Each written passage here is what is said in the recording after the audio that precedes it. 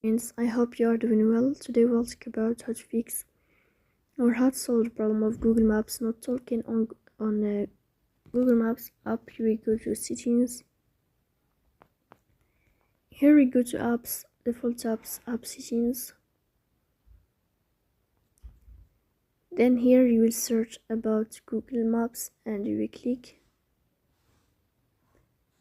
Here we go to first stop and you will click OK. Then you will enter to storage. Here we click on clear cache. In the end, you will turn off your phone and you will wait a moment to restart your phone again to fix that problem. So that's all. Don't forget to support us by like and subscribe. See you next time and thank you for your watching and your attention.